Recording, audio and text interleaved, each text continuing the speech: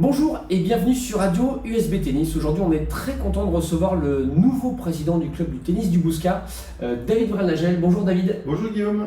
Alors, j'espère que tu vas bien. Il y a quelques semaines, alors avant de démarrer cette interview, je voudrais rappeler qu'on a changé de format. Donc, vous pouvez voir le micro, la table et la distance que j'ai avec David. C'est juste que le confinement est terminé, mais on est encore obligé de respecter les distanciations sociales, on va dire, et d'avoir 1 m 50 entre nous. Donc voilà pourquoi on n'est pas collés, et donc on va essayer de faire l'interview comme ça, en étant assez distancés l'un de l'autre. Voilà. Désolé David, hein, mais c'est déjà mieux. C'est déjà mieux. Alors il y a quelques semaines, on a eu l'Assemblée Générale, où on a élu, les adhérents ont élu un nouveau comité directeur, et donc il y a un nouveau président qui est toi, et on a envie de mieux vous connaître, de connaître toute l'équipe qui est autour de toi. Est-ce que tu peux te présenter déjà et présenter ta nouvelle équipe ? Oui, alors bonjour à tous. Donc, je suis membre du comité directeur en tant que coopté depuis 2 ans et membre du club depuis 5 ans maintenant. J'y suis de par mes enfants. J'ai 3 enfants qui jouent au tennis depuis 5-6 ans. Voilà. Vous avez chacun utilisé un peu vos compétences au niveau du comité directeur. Est-ce que tu peux nous parler un peu de ta vision de cette organisation un peu ? Oui, alors ce qu'il faut savoir, c'est que sur le comité directeur, nous sommes 13, dont 8 nouveaux entrants. Donc, ce qui est beaucoup par rapport à d'autres comités. C'est pas mal. Voilà, on voit qu'il y a vraiment une vraie rupture sur cette assemblée générale élective, puisque finalement, je pense qu'il y avait peut-être une certaine lassitude qui s'était installée depuis pas mal d'années, et puis peut-être que le bénévolat a aussi ses limites pour certains, hein. C'est sûr. L'âge n'aidant pas forcément, je pense qu'à un moment, il est temps de passer la main, et là je pense que c'était la bonne transition, et du coup, pas mal d'entrants avec énormément de qualité, et des membres donc, du coup, qui viennent d'un petit peu tous les horizons, ce qui va nous permettre d'être, je l'espère, assez bons dans plein de sujets, de dossiers assez pointus. Et d'ailleurs, est-ce que tu peux nous parler de tes commissions, des commissions qu'ils ont chacun ? Alors on a créé pas mal de commissions, en l'occurrence une commission sur la communication et les relations presse, sur les animations, sur le sportif, partenaires, grosse partie, la commission partenaire, team building, commission, j'ai dû en oublier, j'imagine, peu importe. La liste des commissions, de toute façon, est affichée avec les membres sur le site internet et sur les réseaux sociaux. Oui, avec la commission RH aussi. RH également, avec Roland. Roland Griard, qui est directeur du Pôle emploi. Françoise, exactement. Voilà, un bon exemple, là, Roland Griard qui s'occupe de la RH et l'autre qui est directeur du Pôle emploi. Je pense qu'on ne pouvait pas trouver mieux, par exemple. Là, mais je pense que dans chaque commission, c'est un peu le cas. Ce qui fait que je caresse l'espoir qu'on soit assez bon. Voilà, très bien.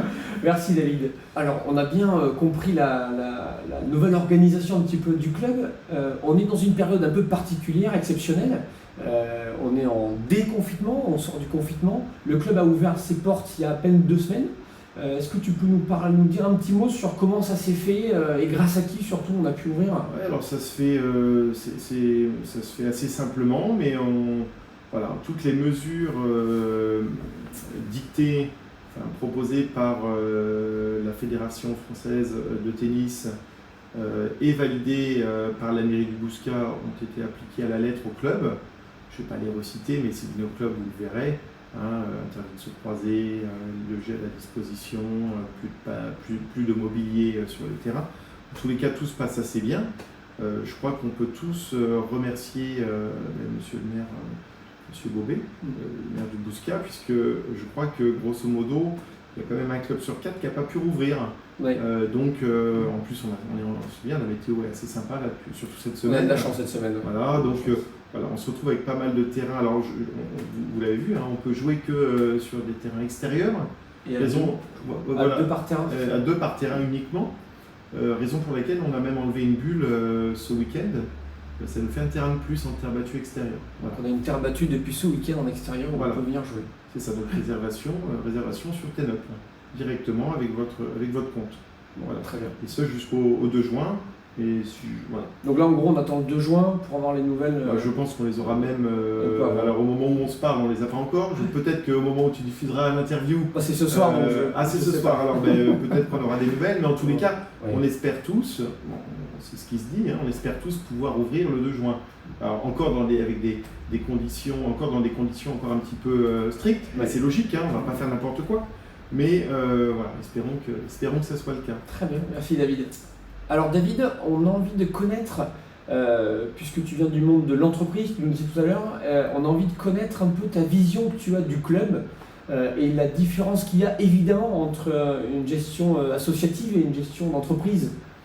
C'est quoi ton point de vue là-dessus ? Alors déjà, j'avoue que je ne suis pas quelqu'un qui est issu du tennis, c'est pas un secret. Oui. Par contre, j'ai quelque chose...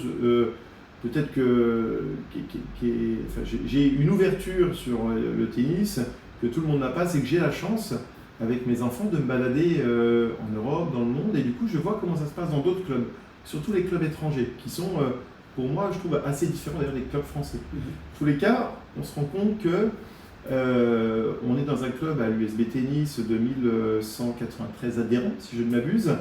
Donc un club à fort potentiel, dans une ville à fort potentiel, puisque la ville de Bouscat est une ville agréable à vivre. On a un club en centre-ville, on a 11 terrains, dont 6 couverts. 6 couverts. On a 7 terres battues, on a 5 terres battues en couvert. Voilà, exactement. Ce qui est quand même finalement assez rare en Nouvelle-Aquitaine. On est 2 clubs à avoir un Primrose, bien évidemment, ont plus d'équipements que nous, mais on arrive en seconde position. Du coup, on a vraiment des bases exceptionnelles. On a une école de tennis gérée de main de maître par Laurent Etchepard depuis pas mal d'années qui cartonne. Je veux dire, on est premier en Nouvelle-Aquitaine sur le nombre d'inscrits, 750 enfants qui fréquentent nos cours. Et alors second, bien évidemment, on est second au nombre d'adhérents, mais quand je dis pas, c'est sur les jeunes. Bien sûr, sur les jeunes, voilà, qu'on ne se comprenne pas. Du coup, les bases sont là. On a vraiment quelque chose de chouette. Maintenant, il est vrai que plusieurs facteurs font que le club, en tout cas, tout le monde arrive à déceler le potentiel du club. Maintenant, c'est facile de dire, on pourrait faire ceci, on pourrait faire cela. Mais faut-il avoir le temps ? Parce que je rappelle qu'un club est une association gérée par des bénévoles. Donc il faut trouver les bénévoles qui trouvent le temps de monter des projets. Voilà, donc première chose. Et puis il faut aussi un petit peu d'argent. Et aujourd'hui, on se rend compte que même si on remercie la mairie de Bouscat pour les subventions, mais je pense que c'est assez général et c'est national, les subventions ont plus tendance à stagner qu'à monter. Alors, on désespère pas, bien évidemment, d'aller à la pêche aux subventions, parce qu'on en a quand même un petit peu besoin. Mais je pense que tout doucement, il va falloir quand même réfléchir à un autre modèle. Moi, c'est quelque chose qui m'a toujours choqué quand je me balade dans les clubs français, c'est qu'on a l'impression que les installations sont toujours sont pas d'actualité. On voit des clubhouses qui ont entre 15 et 25 ans. En fait, il ne se passe pas grand-chose. Pourquoi ? Parce que, comme je le disais, les clubs sont gérés par des bénévoles et il n'y a pas cette notion de rentabilité. Alors, rentabilité pour le club, je précise bien, parce que ce mot n'est pas forcément populaire dans le monde associatif. C'est sûr. Rentabilité. Mais on parle de rentabilité, finalement, pour investir dans de l'éclairage, dans des nouvelles installations, dans des nouveaux terrains, dans des services, tout un tas de choses. Et c'est une notion qui n'est pas forcément bien imprégnée. C'est vrai. Voilà, ni par les éducateurs, on pourrait dire, qui n'ont pas baigné là-dedans depuis le début. Et puis, voilà. Donc du coup, c'est peut-être réfléchir à un autre modèle pour du gagnant-gagnant entre les éducateurs, les adhérents, pour que tout le monde y trouve son compte. C'est ça. Voilà, on réfléchit. Alors, David, justement, tu parlais de diversifier les services, de trouver un modèle pour avoir on va dire, pouvoir faire des investissements pour diversifier les services modernes, on va dire, aux nouveaux adhérents. Oui. C'est quoi pour toi de diversifier les services ? D'avoir d'autres activités sportives dans un club ? C'est quoi ? Alors, on va déjà reprendre les bases. La base, c'est qu'on avait l'USB de Bouscat n'était pas doté, comme d'autres clubs, d'un restaurant, d'un vrai restaurant. C'est chose faite. puisque François Lopez et son équipe nous rejoignent là dès que les conditions sanitaires vont le permettre. C'est un restaurateur qui vient de vendre son restaurant sur Bordeaux, qui s'implante du coup au club. Il a refait entièrement la déco, avec une nouvelle cuisine, du 100% fait maison. Il va rouvrir dans ces conditions avec une très belle et grande terrasse, et l'agrandissement qui sera fait a priori au mois de novembre, puisqu'on a pris pas mal de retard du fait du confinement, les permis de construire ont été gelés, enfin voilà, truc que vous connaissez tous. Ce qui fait que ça c'était la base, repartir sur quelque chose de costaud. Du restaurant, tous les projets vont pouvoir naître. Le projet bien plus ambitieux que tu as lancé d'ailleurs sur les partenaires, où on va pouvoir avoir cette fois-ci une vision plus ouverte sur ce qu'on peut faire avec les partenaires, pourquoi, quel intérêt ils vont avoir à venir chez nous. On va aménager une salle de réunion digne de ce nom, proposer du team building, enfin on va, pour que vraiment le partenaire se sente bien chez nous, ils ne viennent pas uniquement parce que finalement c'est des partenaires historiques qui nous aiment bien. Voilà, il va falloir que le partenaire trouve vraiment son avantage, sinon on risque de stagner. Voilà, voire d'en perdre peut-être. Et voire peut-être même d'en perdre. Donc voilà, j'annonce au partenaire qu'il va y avoir de belles surprises, que tu vas bientôt nous présenter d'ailleurs. On compte sur toi. Maintenant, ça passe par les partenaires, le restaurant, mais ça va aussi, comment dirais-je, on va également réfléchir à proposer de nouveaux services. Alors de nouveaux services aux adhérents, aux enfants. Ça va être un suivi psychologique pour le sport, puisqu'on a une de nos DE qui a fait une formation spécifique l'année dernière sur la préparation sur mentale. La préparation mentale. Donc, on peut le citer, ça va être Justine, qui va proposer un service à tous les enfants, alors pas forcément des enfants qui ont un projet professionnel, hein. Ça peut être aussi des enfants qui ont envie, sur les petits tournois locaux, d'arrêter de casser la raquette ou d'être un peu plus dans leur... de se recentrer sur l'essentiel, sur le tennis, sur leur match. Mais ça va également passer par, on l'espère, une construction de salle de fitness. De fitness, voilà, réservée à nos adhérents, pour pouvoir proposer un service supplémentaire, hein, une direction que beaucoup de clubs ont déjà pris. Donc, moi, je pense qu'on est même un petit peu en retard là-dessus, mais on rattrape puisque le permis de construire est déposé. Donc maintenant, charge à nous de trouver les financements, mais quand on veut, on peut. Tout un tas d'animations. On va faire de l'auto par an. On était à un loto, cette année il a très bien marché. On a dû refuser malheureusement du monde, on va en faire 2, on va faire des braderies, on va organiser des soins de premier secours, on va organiser également énormément de soirées. Là on travaille avec nos partenaires équipementiers pour pouvoir faire du lancement de produits. Voilà, donc on était en réunion ce matin pour ça justement. Donc l'idée est de faire du Bousca un endroit de vie, pas uniquement fait pour le tennis, mais qui va pouvoir contenter tous les gens qui tournent autour du tennis, ou dont les enfants sont au tennis, ou voilà, il va falloir... voilà. Et peut-être un projet paddle aussi, annoncé par la mairie. La encore... mairie souhaitait un paddle sur le Bousca. Voilà. Je relance monsieur le maire encore une fois.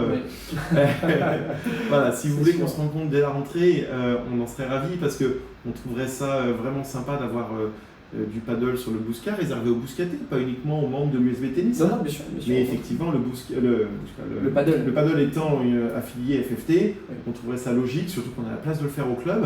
Voilà, mais voilà, tout ça c'est des projets, court, moyen, long terme. Mais en tout cas, les projets sont là. On essaye d'amener avec nous l'ensemble des éducateurs. Je ne cache pas que c'est pas facile, hein, mais je suis sûr que voilà, un petit peu de réflexion, on va y arriver, parce que effectivement certaines décisions récentes n'ont pas été faciles à prendre. En même temps, elles sont nécessaires et au final, ça sera vraiment du gagnant-gagnant. Et je suis sûr et certain que tout le monde va y trouver son intérêt.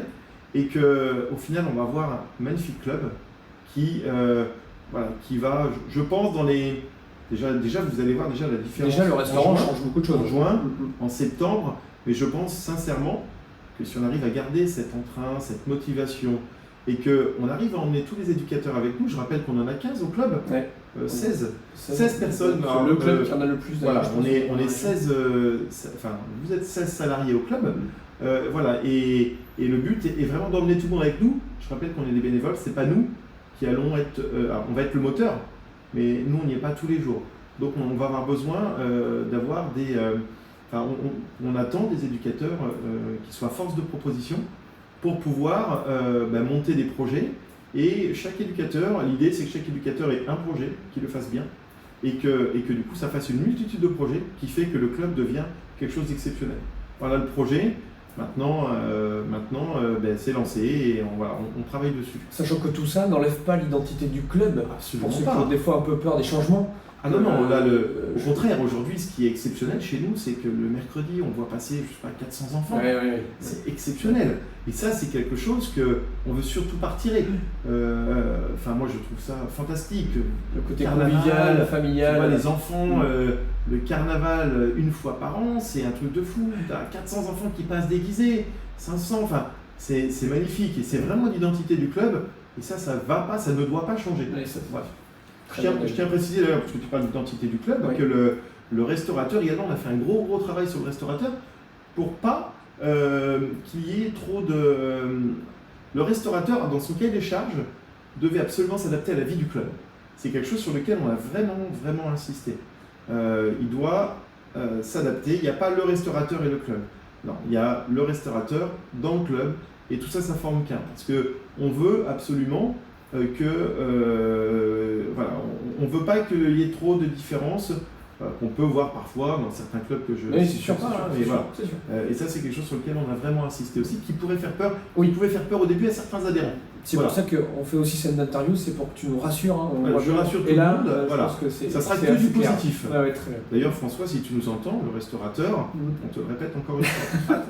On parle souvent, et c'est notre réputation, de la formation du club chez les jeunes. On est quand même un club formateur. Je rappelle que ça fait des années qu'on est un club formateur de la fédération. On a des subventions pour ça un petit peu aussi. On a des résultats chez les jeunes qui sont très bons. On n'a pas parlé de tes enfants parce que c'est pas le sujet d'aujourd'hui, mais on a une dizaine d'enfants en élite chez nous qui font des tournois et des tournois européens aussi. C'est quoi ta vision, toi, sur le sportif, sur cette formation parce qu'on parlait des équipes aussi ensemble tout à l'heure. C'est quoi ta vision là-dessus? Je crois qu'on a beaucoup de points forts dans l'école de tennis. Bon, on va pas en reparler. Maintenant, peut-être qu'il faut aussi admettre que le constat est que beaucoup d'ados, 14, 15, 16 ans, des très bons, ont plutôt tendance après à s'orienter vers d'autres clubs, mais c'est logique puisque finalement on n'a pas énormément d'adultes. Il n'y a jamais eu vraiment cette politique d'avoir des équipes très haut dans le niveau national. Voilà. Et c'est aussi un gros chantier qu'on va lancer avec la commission sportive. Marie-Française Cousse, William sont des compétiteurs, Laurent Etchepart aussi. Voilà, donc l'idée est d'inverser un petit peu la tendance. C'est pas parce qu'on est bon sur les enfants qu'on doit être un peu moins bon sur les adultes. Donc je pense qu'on va également avoir une politique où on va devenir, alors ça va pas se faire du jour au lendemain puisqu'il va y avoir probablement du recrutement, il va y avoir de la formation, il va falloir qu'on travaille un peu dessus, mais l'idée est quand même d'avoir des équipes 1 et 2, garçons et filles, performantes. Voilà. Alors je rappelle qu'on a déjà 2 équipes en national. Oui. On a l'équipe 1 homme en national 4 et l'équipe 1 fille en national 3. Voilà. On a eu l'année dernière Justine et Manon Delanlay qui sont arrivées, qui sont d'anciennes joueuses à -4 qui sont en 0. Voilà. Donc on comprend bien on veut créer dans cette politique sportive, j'ai l'impression, entre les jeunes et les adultes, un tremplin qui permettrait d'aller encore plus haut et d'avoir des meilleurs joueurs. Voilà, c'est ça. Aujourd'hui, nos meilleurs jeunes ont plutôt tendance à un moment, et je crois qu'on... c'est pas effectivement, à chaque fois on a toujours le même souci. On manque un petit peu, il y a un trou. Et là il va falloir qu'on. Mais je crois que dès la rentrée, on devrait déjà avoir bien progressé sur ce sujet. Très bien. Voilà, donc je suis assez confiant et toute l'équipe est assez confiante. Ça va être une rentrée incroyable au tennis du Bouscat. Alors, le restaurant, les joueurs. Je ne sais pas si ça a été une entrée incroyable parce que mine de rien, la situation sanitaire quand même nous inquiète aujourd'hui. Est-ce que tout le monde sera au rendez-vous? Je l'espère. On a envoyé un mail à tous nos adhérents. On vous a envoyé un mail récemment. On espère pouvoir prolonger l'école de tennis d'1 mois et demi, pouvoir la recommencer un tout petit peu plus tôt en septembre. Pour essayer de compenser plus ou moins la perte des 2 mois et demi. De récupérer les séances qu'on n'a pas faites, bien sûr. Donc sachez que c'est un gros effort pour tout le monde et on espère que vous le comprendrez parce qu'on reste une association à but non lucratif. On n'est pas là C'est sûr. On n'est pas là pour se faire plaisir. Mais c'est sûr. Voilà. C'est sûr. Aujourd'hui, comme tout le monde, on est fragile, comme toutes les entreprises de France. Et du coup, on va essayer de compenser au maximum. Et on espère vraiment, et faites-nous confiance, vous retrouver toutes et tous à la rentrée pour de nouveaux projets à l'USB Tennis. Écoute, merci beaucoup David d'avoir participé à cette nouvelle interview avec ce nouveau format qu'on essaiera de faire au club la prochaine fois, quand on pourra vraiment tous se rassembler au club ensemble après ce confinement. Est-ce que tu as un dernier mot peut-être à dire sur l'avenir ? Oui, j'ai envie de dire, merci à Monsieur le maire, mais je l'ai déjà dit tout à l'heure, de nous avoir laissé, Monsieur Bobet, de nous avoir donné l'autorisation et de nous faire confiance depuis tant d'années. Merci à Panayotis Grigoriou pour tout le travail en tant que président qu'il a fait pendant pas mal d'années. On lui cède de se... Alors, tout le monde ne le sait pas, mais il est un petit peu... il n'est pas en très très bonne santé. On espère qu'il va se rétablir, on en est sûr, hein. Il est costaud, il va y arriver. Il va se rétablir et il va vite venir nous revoir au club. Et puis merci à l'ensemble des membres du comité directeur sortant qui ont aussi travaillé pas mal. Merci à tous les membres du comité directeur de m'avoir fait confiance aussi, c'est sûr, mon président. Et Denis, Marie-France, Philippe, William, Roland, Serge, enfin tout le monde, on ne va pas citer tout le monde. Et un énorme merci à tous les éducateurs dont tu fais partie. Qui font que, avec Laurent, hein, bien sûr, avec Laurent en chef de file, qui font que ce club aujourd'hui est une référence nationale. Voilà. Très bien. Voilà. Et puis merci pour tout ce que tu as fait pendant ce confinement, pendant 2 mois et demi d'interviews. Voilà. Et d'ailleurs, les profs aussi ont été bons avec leurs 12 travaux d'Astérix. Que vous avez pu peut-être voir. Il y a eu les séances de Julien. Les séances de Julien qui ont été top.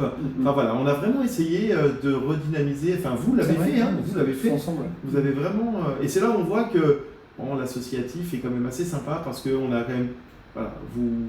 Même en chômage partiel, enfin on travaille. Mais tout le monde a mis sa petite pierre au truc et ça fait un truc chouette. Qui fait que finalement, grâce aux réseaux sociaux, on a réussi à communiquer tous les uns avec les autres. Et c'était assez sympa. Voilà. D'ailleurs, je remercie tous ceux qui ont fait les interviews. Je l'avais fait la dernière fois, mais il y a plus de 100 personnes qui sont passées sur les interviews. Le président de la Fédération française de tennis aussi, que tu avais contacté. Merci beaucoup à lui, à Bernard. Merci au président de la Ligue, Alain Moreau, et merci à tous les joueurs. Il y a eu 3-4 joueurs professionnels qui sont passés sur les interviews et à tous les adhérents, bien sûr, qui sont venus. Merci beaucoup, David, d'être venu. Et puis à très vite sur le terrain. Et bon courage pour tous les projets, surtout. Ouais, on va s'y atteler. Je suis sûr que ça va être quelque chose de sympa. Donc faites-nous confiance et soyez là à la rentrée. On compte sur vous. Très bien. Merci beaucoup, David. À très bientôt. Merci à tous.